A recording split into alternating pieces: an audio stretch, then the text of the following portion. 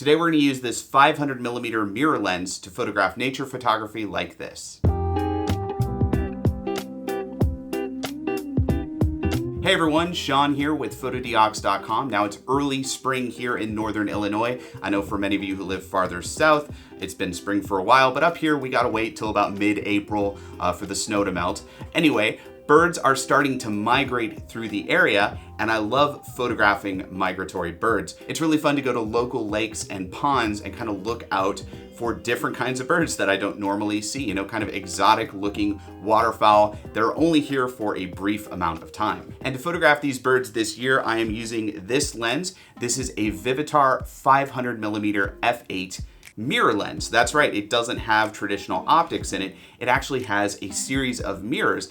And what happens is the light goes through, it bounces off the rear mirrors, then it bounces onto the mirror that's affixed to this part in the middle, and then that bounces the light into the camera. And by doing this, you get a very long zoomed in lens in a very compact, lightweight package. Now there's some downsides to this lens that we'll get into in a second, but first let me show you how I'm using this lens on a digital camera. Now this is an older lens, it retails for about $50 online, and it is a T-mount lens. T-mount is a threaded lens system that's been around for quite some time, and to adapt it to a modern camera, you're going to need an adapter, like this Fotodiox T-mount to Canon EF adapter. All you do is you line up the lens on the adapter and screw it into place.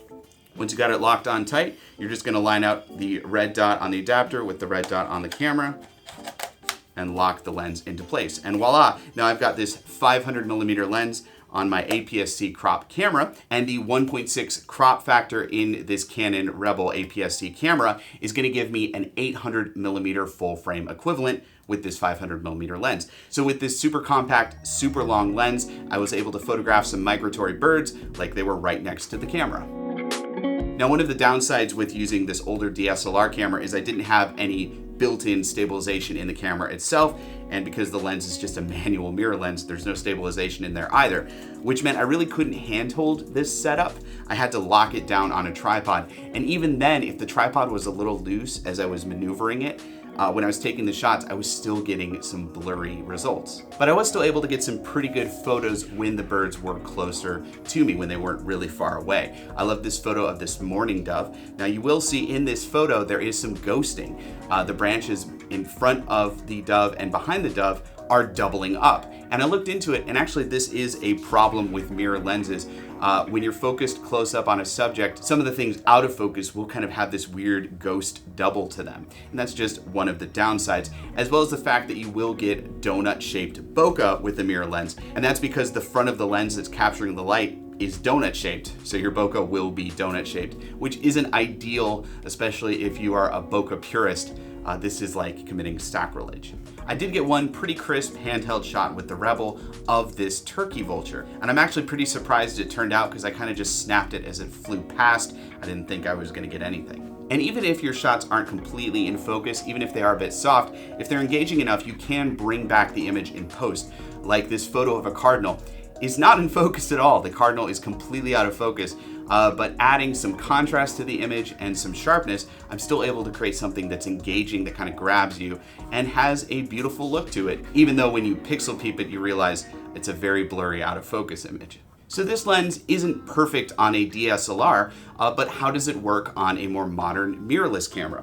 Well, actually pretty well. I used a Sony a7R II with a stabilized sensor and our Fotodiox T-mount to Sony E-mount adapter. You just mount the T-mount lens to the adapter, and then you mount the adapter to the Sony E-mount camera. And there we go, now we've got our 500mm lens on the Sony E-mount camera. Now with the full frame Sony, this is only gonna be 500mm, but this A7R II has a much higher megapixel count than the Canon, so I can actually use the APS-C crop mode in the Sony A7R II to crop to a 1.5 crop and get closer to an 800mm equivalent. So with this setting, I'm getting about the same focal length equivalent I was getting on the Canon. And the big plus with this camera is it has a stabilized sensor. I can turn on image stabilization and I can set it to 500mm, And now I can actually hand hold the camera and get much more stable shots. Actually, all of these shots were photographed handheld. I didn't use a tripod at all. And with the higher megapixel count, I'm getting a much cleaner, crisper image.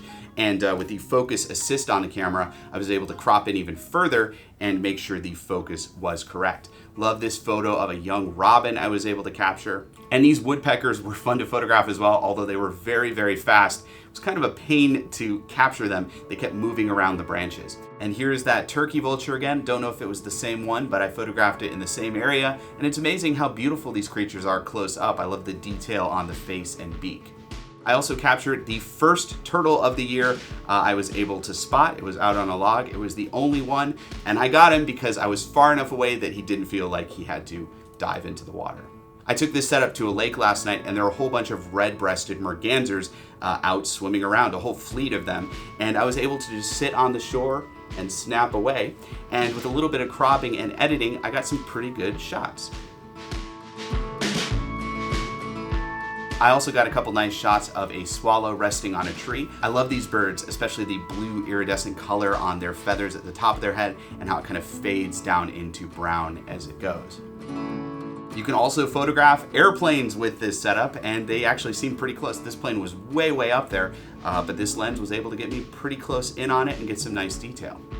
And finally, as I was walking down the path, someone ran up to me and said, "There's a big turtle up ahead." And I was like, aha, a snapping turtle. And sure enough, it was. I love snapping turtles. They're kind of like the dinosaurs of Illinois. And from a respectful distance, I was able to get some fun shots of close-up detail on its face and some wider shots kind of showing its whole body. I love these guys. This turtle was about the size of this table, so it was pretty impressive. And with the 500mm mirror T-mount lens, I was able to keep a respectful distance, so I didn't have to worry about it snapping off any of my fingers.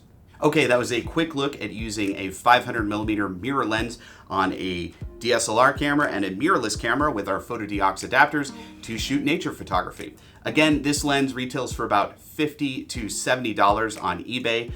Great deal. I would highly recommend getting a lens like this if you want to get into nature photography, but you don't want to drop the big bucks. This is a great entry-level option. And if you're going to get a lens like this, you're going to need a Fotodiox T-mount adapter to mount it to your camera. So if you'd like to learn more about the T-mount adapters featured in today's video, click the link in the description below. Also, comment below if you have any questions about anything I said today. I'd love to help you out. Plus, make sure to click right here to subscribe to our YouTube channel to get more videos just like this one. I'm Sean with Fotodiox.com, and thanks for watching.